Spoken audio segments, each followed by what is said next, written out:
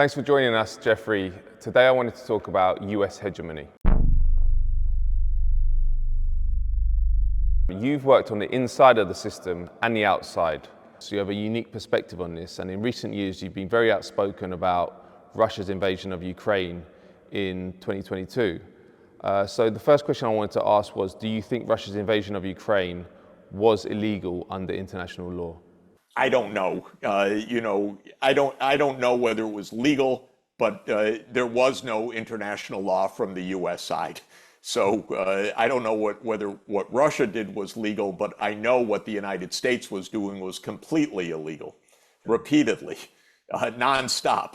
And I think that's really important. And to me, just to, by the way, make the point, the coup in 2014 is not even close. It's a US-backed, spurred, provoked, and perhaps fully managed coup.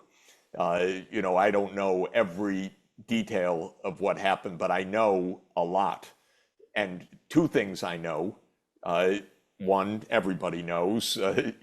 We know Victoria Nuland's role, because not only did she tell us, but it was also intercepted nicely by the Russians, so we could listen to it. And I very much appreciate that tape, because it's just one of the most vulgar conversations in modern American history.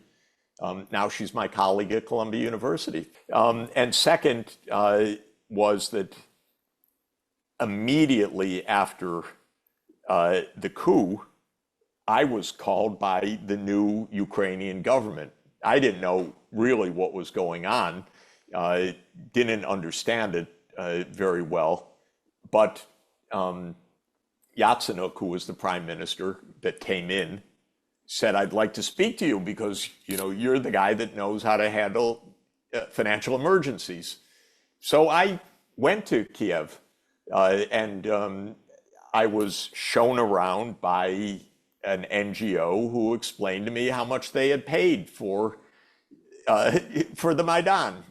So I ended up leaving that afternoon, sick to my stomach, and really grossed out, I have to say, by the whole thing. But I was proudly told, what a great operation we just had. Okay, this is really disgusting. It's illegal.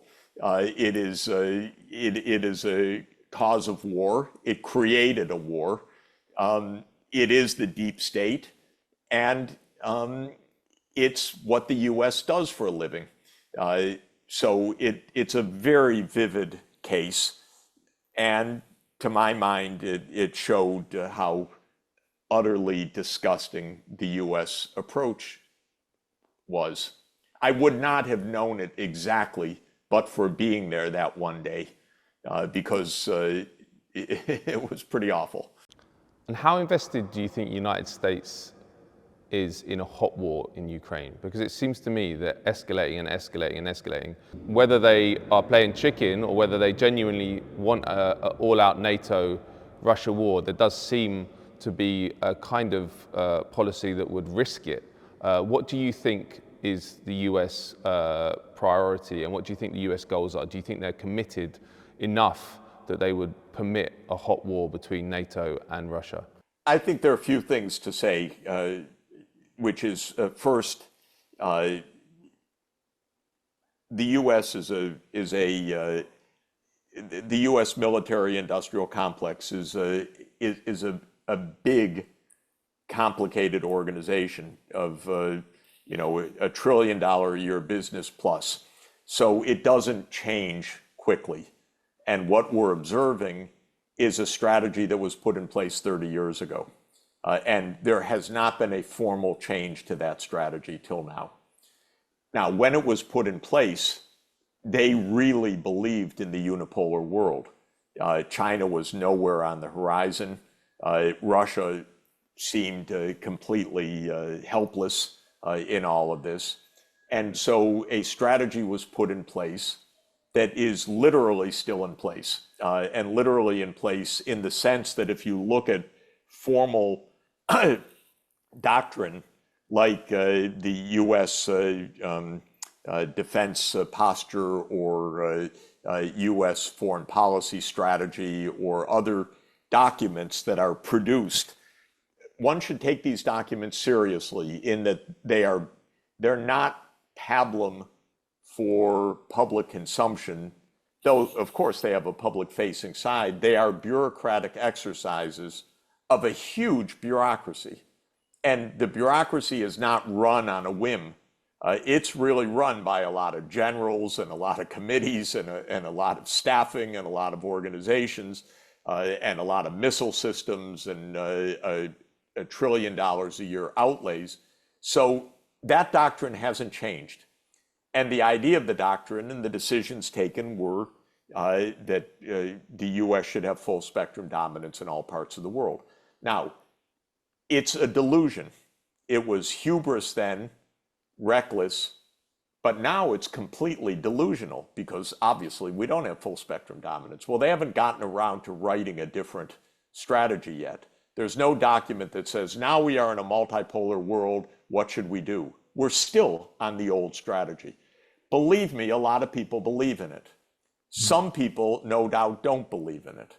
I'm prepared to believe there's a debate inside, which they don't cut me in on, but I'm prepared to believe that there are different points of view. And some people say, shit, we shouldn't get into a nuclear war. And other people say, come on, stay on strategy, and so on. Then, of course, up until now, I think the feeling was things are more or less working out okay. Why? Because, yeah, maybe we spend $100 billion a year, but okay, we're a $28 trillion economy. That's not a big deal. This is to defeat Russia, so come on. Keep a perspective. Second, they absolutely could care less about how many Ukrainians die. It's not even an issue. It's not a plus, but it's not a negative. The only problem is they're running out of Ukrainians. Like the slogan says, they actually can't literally grab people off the streets, put them in training, and put them on the front line to stop the Russians right now. So that's real, not because they changed the strategy or they were wringing their hands saying, God, this didn't work out the way we wanted. There's 600,000 Ukrainians dead. I don't think they give a fuck, if you'll excuse me, because I've never heard one word of regret about that. And so they're playing a hand with a lot of bluff. They're playing a hand where it's not their lives on the line. It's not their money on the line. But what is happening isn't working. So that's interesting. And it's not only not working, it's adverse. Ukraine is it's losing on the battlefield. All these NATO weapons didn't turn the tide. Being cut out of the SWIFT banking system didn't turn the tide. Comprehensive US sanctions didn't turn the tide. UN sanctions against North Korea are over. Russia's allied with Iran. China is a peer competitor in every real way, if not way ahead in manufacturing in many areas. And so it's not working. And so they're not counting the money, which isn't a big deal. They're not counting the lives at all, which is my disappointment because, I would have thought 600,000 lives would mean something, that someone might notice that and say something about that, because I truly believe this is a cataclysmic tragedy. They don't want to have a nuclear war. They really don't. I'm sure of that, by the way, because everybody would end up dead. So I don't think that that's a game. But they thought that, short of that, we'll keep trying. We'll try this, we'll try that, we'll do the sanctions. We'll do this, we'll have the counteroffensive. And none of the costs of that mattered to the US strategists. So my take when you ask on this is they can't be happy with the situation right now.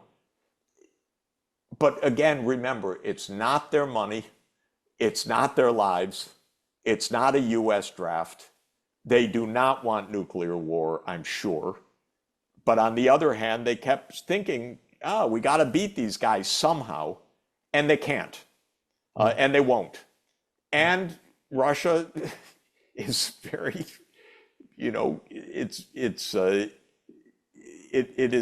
it's very cautious, I would say, step by step, but it really does not want to be attacked inside in Moscow. It does not want US missiles.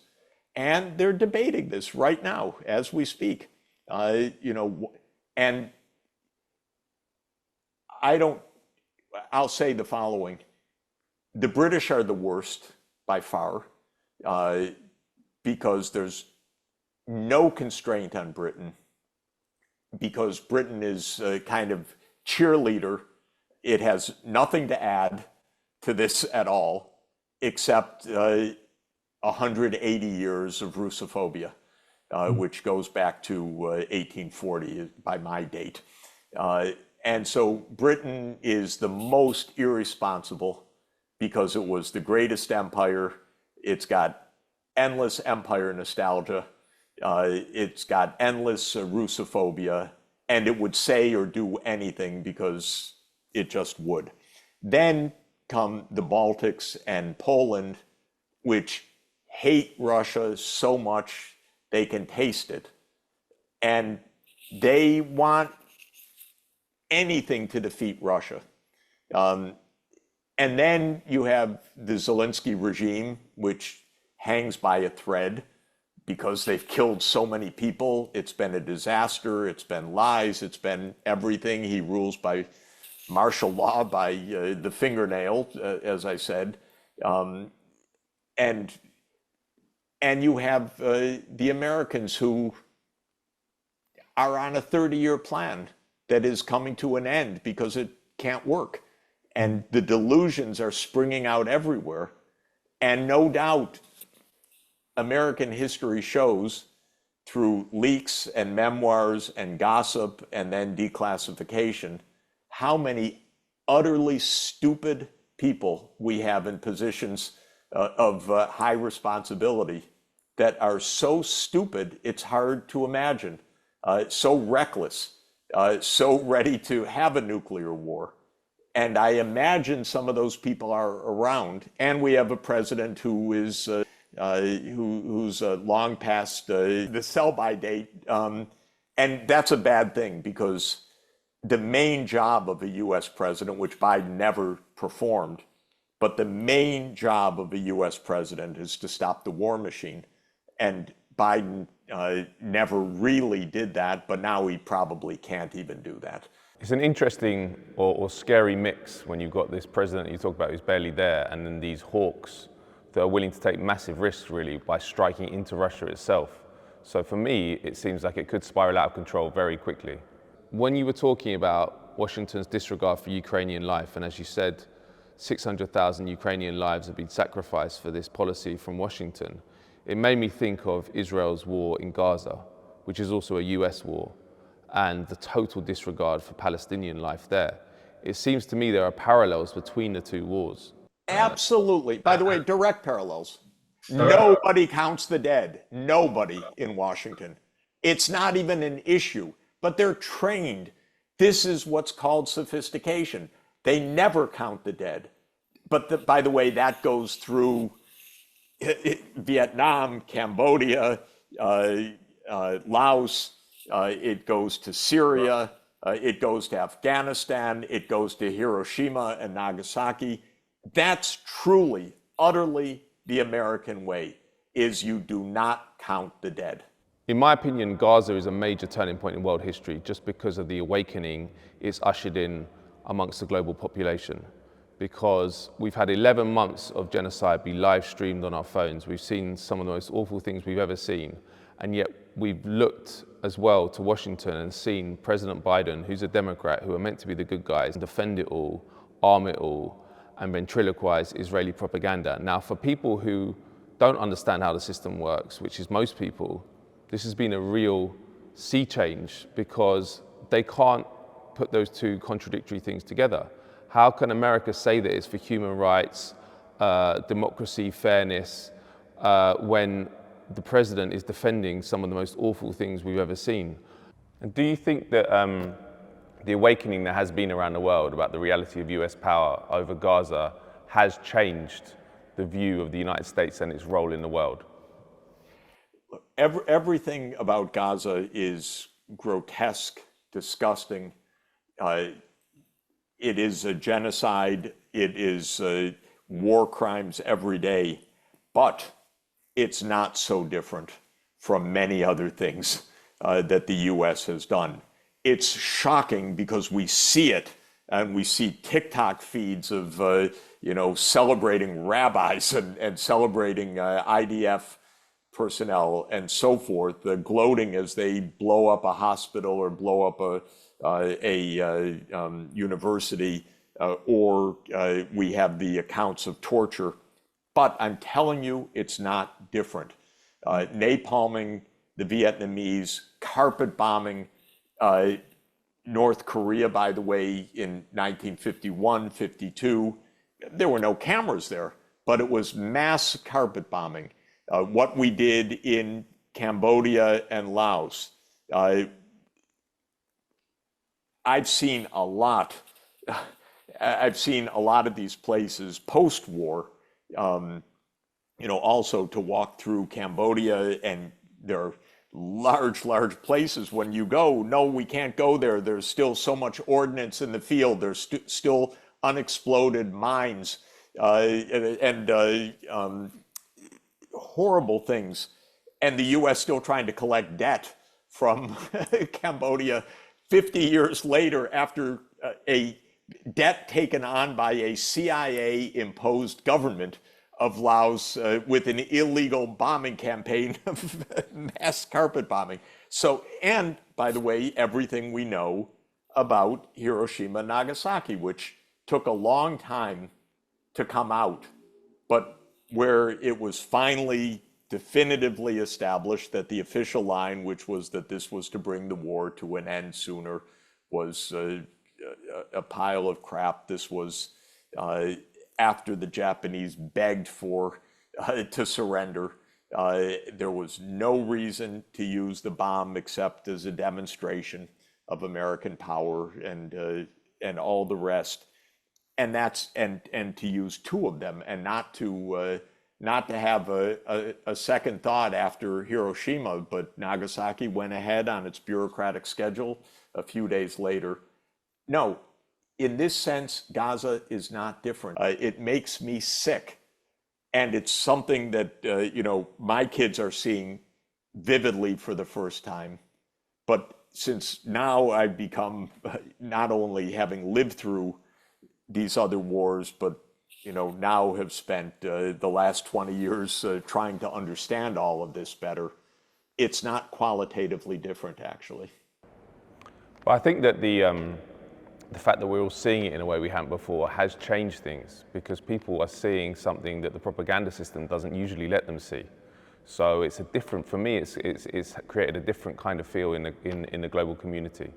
And from your experience in Washington, working on the inside, I just wanted to ask, how powerful do you think the secret agencies within our politics are? Because this is a system which is often called parapolitics, the parts of our political system which are secret, which operate in the shadows.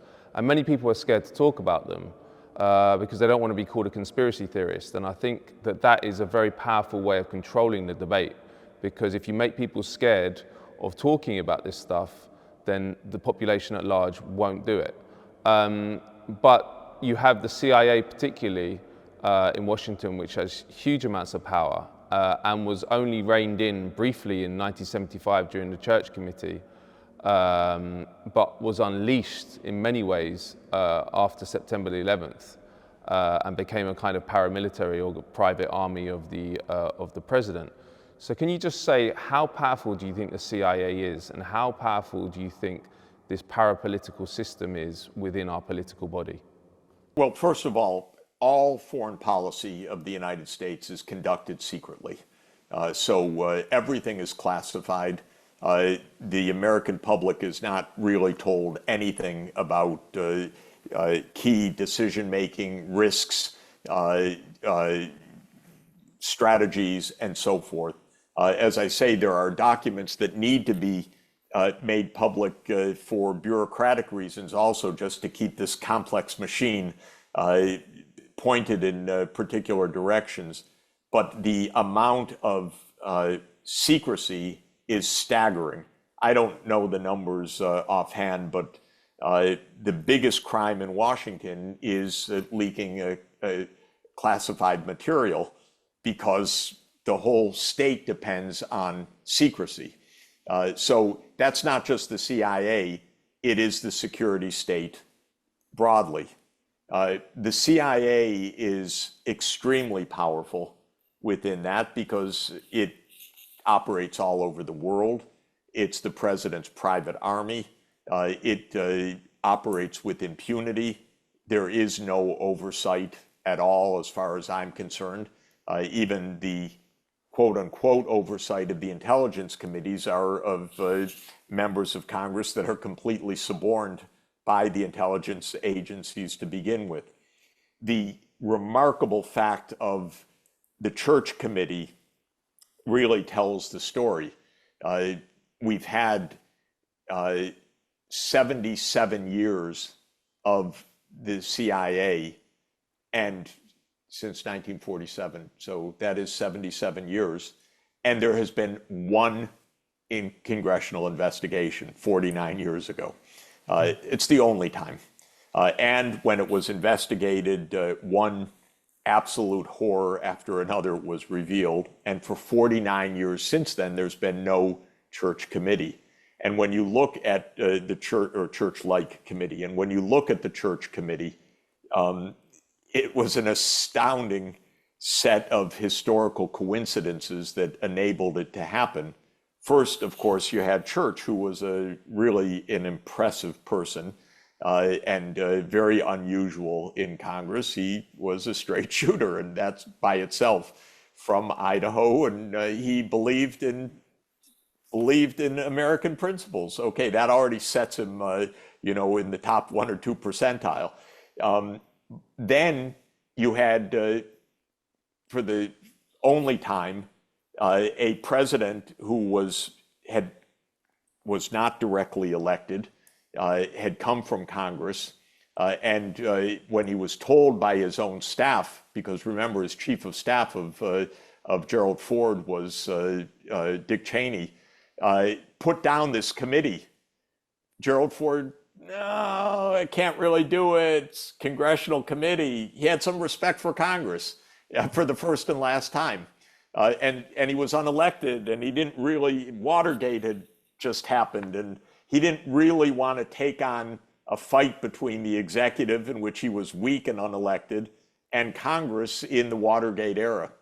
You had a new CIA director, Colby, who actually wanted the shit to come out because he was new and he didn't want to preside over all of this awful stuff. That was very unusual. And J. Edgar Hoover had died a couple of years earlier. And so there was this moment when you could actually investigate something. It was the last time in 49 years. And it did not take till 2001 for the CIA to come back charging. It only took till Reagan. So already by the beginning of the Reagan administration and Bill Casey, the CIA was back in the saddle, as it were. And it does terrible things all over the world. And I've seen some of them, by coincidence, because I don't go, it's not my department, I'm an economist, but I see governments overthrown, and I see the hand of the CIA in that, and then I watch how nothing ever happens. Nothing's even looked at, no questions asked. One of the stories that I've told in the last few weeks is that I was trying to help and kibitz with Aristide in Haiti, who I liked and who told me they're going to come get me. And I took it as a metaphor, first of all, and because I'm naive about these things. No, we're going to help you. We're going to get your loan. We're going to do this and that. And sure enough,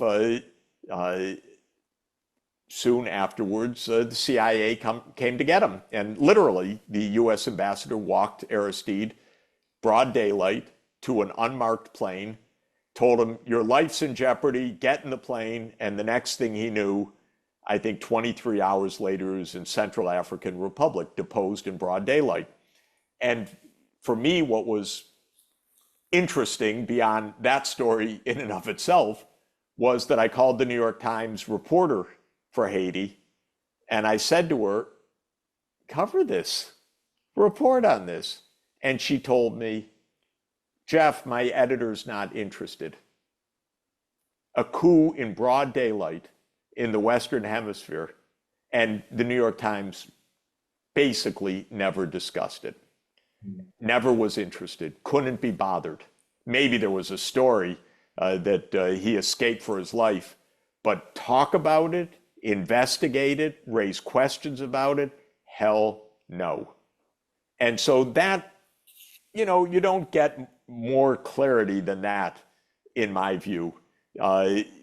So these are things that for me are quite striking, that it's broad daylight. It's not even subtle.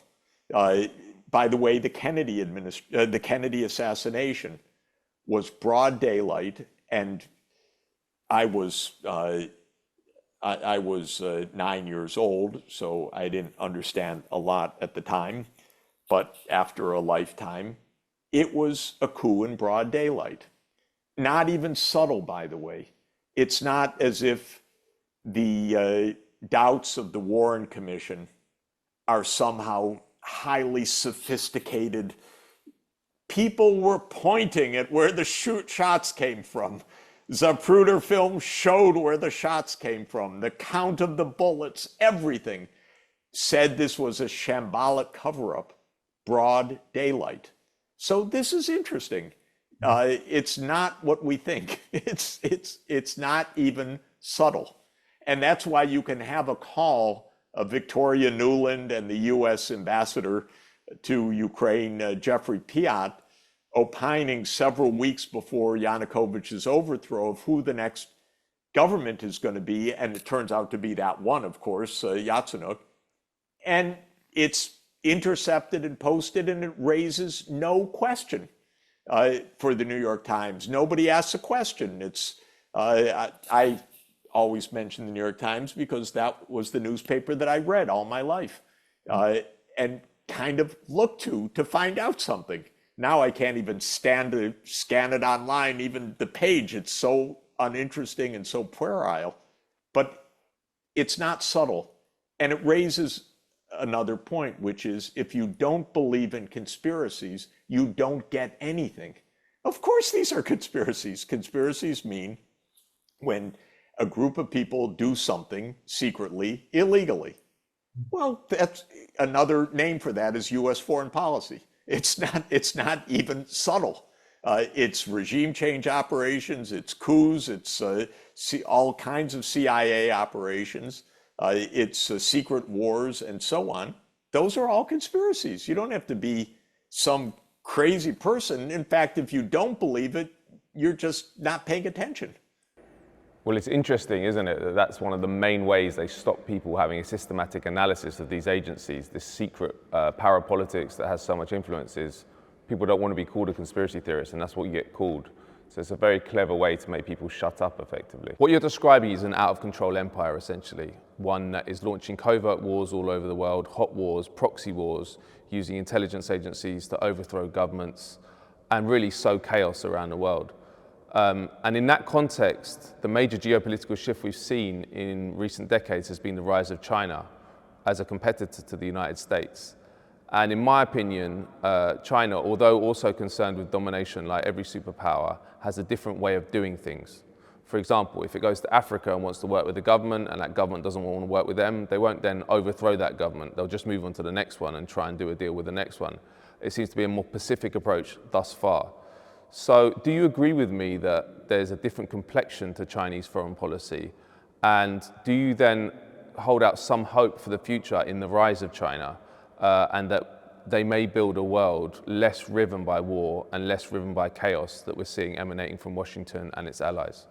Yeah, the way that I've recently summarized this in my own mind is that there's the term hegemon.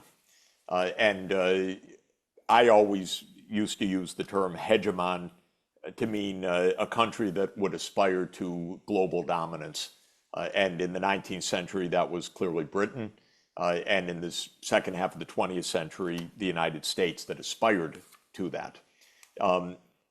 John Mearsheimer uses the term hegemon as a dominant regional power. So no doubt the US is hegemonic in the Western Hemisphere. And I believe China is hegemonic in that sense in East Asia. And I believe Russia is hegemonic in the region of the former Soviet Union. And I believe that India is hegemonic by that standard in South Asia. And I count those as the four hegemonic powers in our world today. They're quite different from, say, Germany or France or Britain. All four that I mentioned, China, US, Russia, India, are very large economies, large populations, the US being well, Russia with 150 million approximately, and China, and US 335 million, and India and China with 1.4 billion. They're all nuclear powers, but lots of nuclear weapons and building their nuclear capacities also. So my feeling is that it's not just China's rise, it's also what we're seeing in Ukraine. The US cannot defeat Russia. It can't. It thought it could bring Russia to its knees, it thought it could provoke regime change, it thought it could crush Russia, embarrass Russia, bluff Russia, but it could not. Putin said, no, I'm not going with you, and I'm not even accepting NATO on my border. So we'll go to war if that's the point. And the US is, in literally these days, is seeing the result of that. Now, my view is, okay, no tragedy. The whole idea of expanding NATO to Ukraine was about as stupid as could be. It didn't make me safer, didn't make Ukraine safer. It only made me less safe and Russia less safe because it brought us closer to nuclear war. And so the whole idea was completely absurd and obscene because we just spent 600,000 Ukrainian lives over this absolutely stupid, useless idea. But the point I would make is that the US can't defeat India. The US can't defeat China.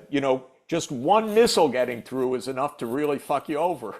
So the US cannot have wars with these countries. It can't defeat them. It can play games in their neighborhood. It can do all sorts of things. It can try to overthrow them. It actually can't defeat them. That's a great starting point for peace, if we just recognize that. And my point about all of this is stay out of each other's neighborhood. Don't provoke, because the only risk the United States faces as a country at a fundamental level is a nuclear war. Otherwise, no one could touch us. Okay? Yes, our subways don't work, our escalators don't work, my street is lined with garbage, and there are homeless people all over New York. We're screwing ourselves. But for another country, they cannot threaten me at all, except a nuclear war. So my advice is, please don't try to push NATO to Ukraine, because I don't want to die in a nuclear war.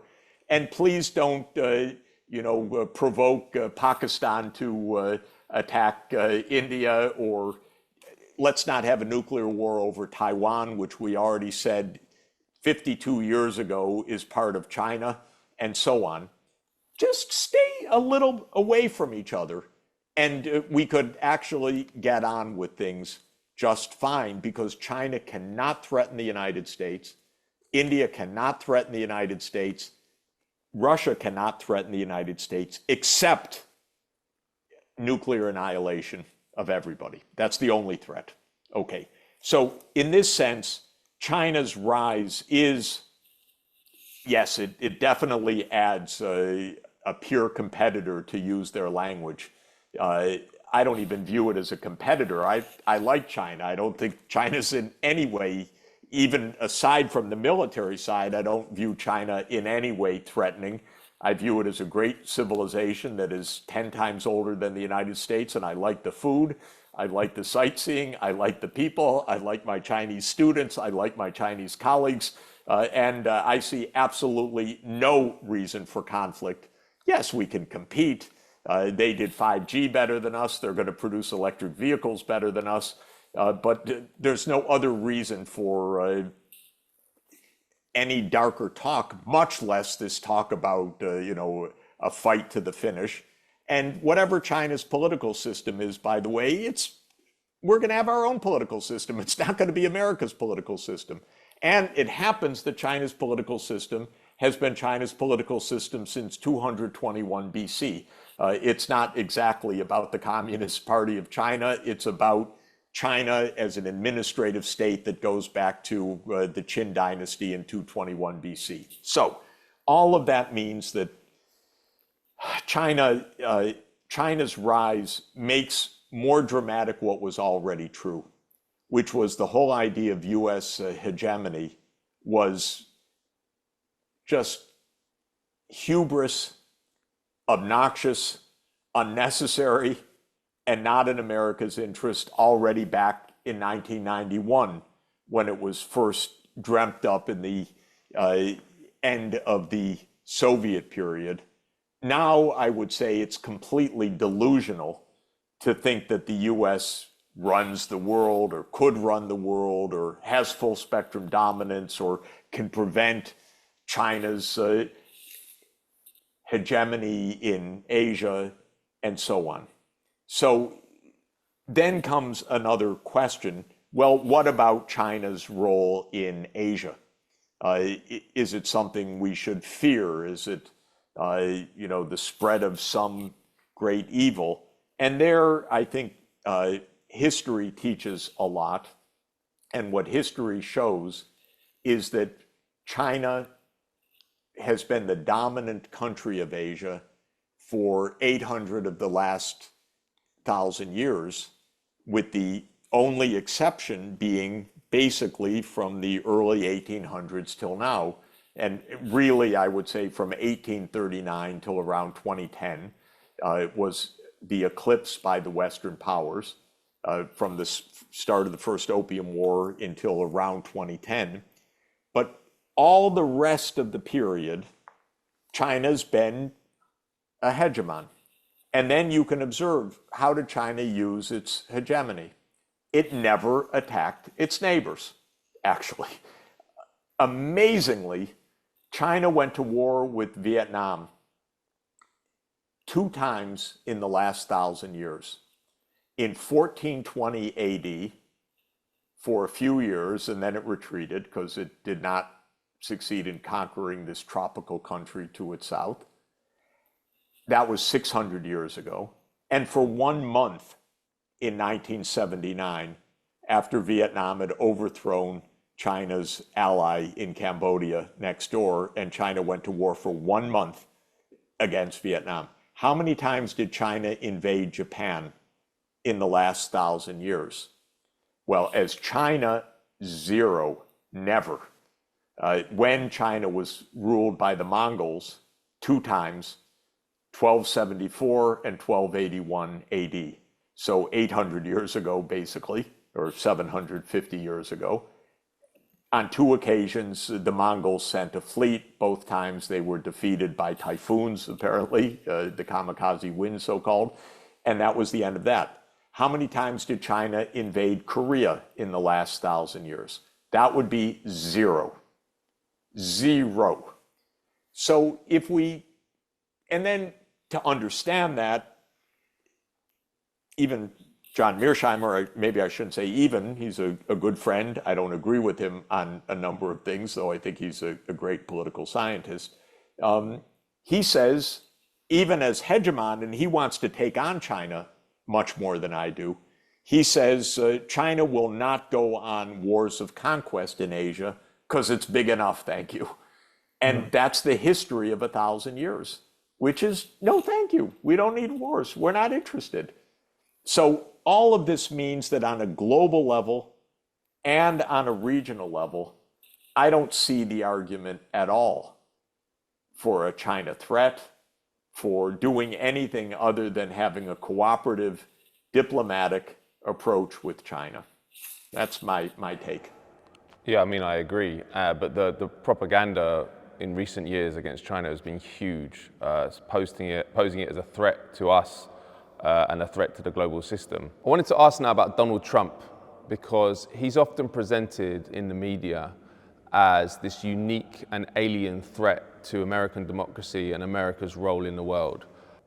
To me, that seems wrong. To me, he's maybe a more honest representation of what America has always been. And he doesn't speak in the nice liberal terms, the Harvard grad terms about America's role in the world and parrot all the propaganda. But he is a representation of what America is and has been. Do you think Donald Trump is a unique threat to American democracy? And do you think his foreign policy is a unique threat to the world?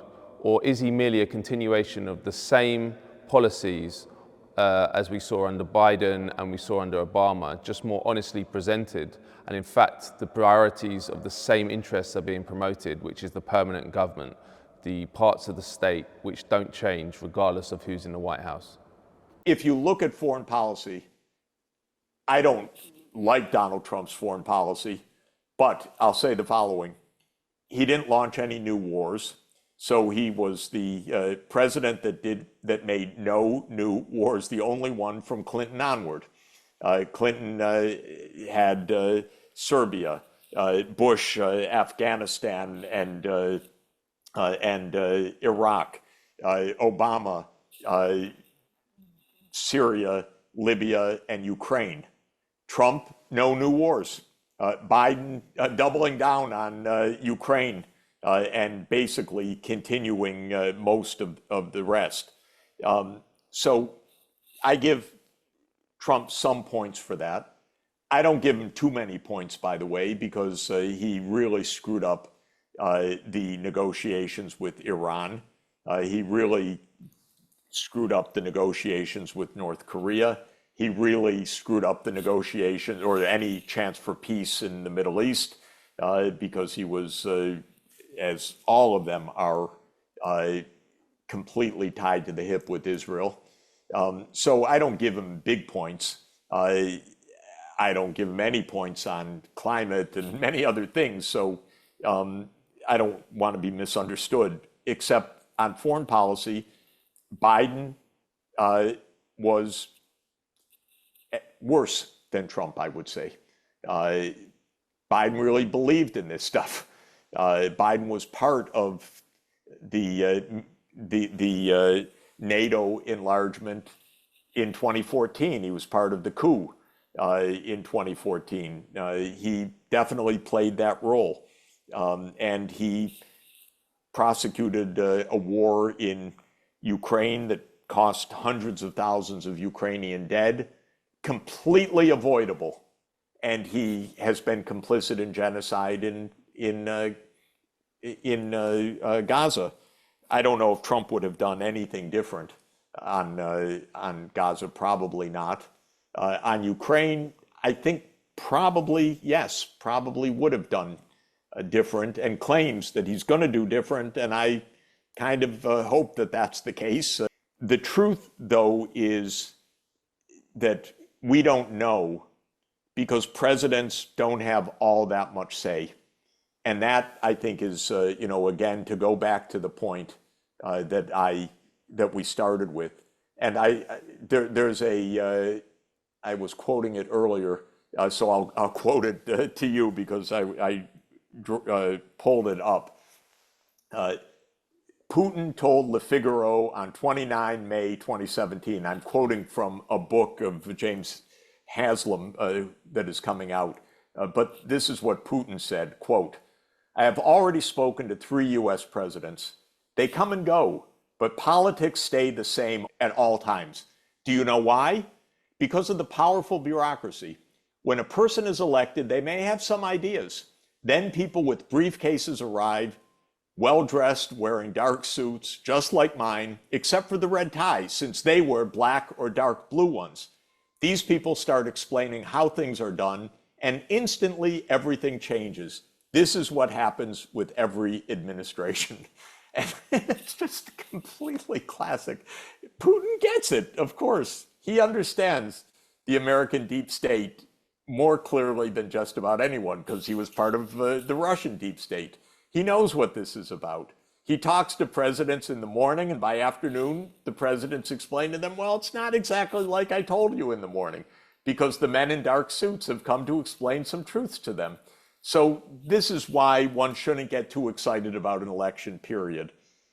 Where we are is 30 years into an increasingly disastrous, delusional, and risky strategy.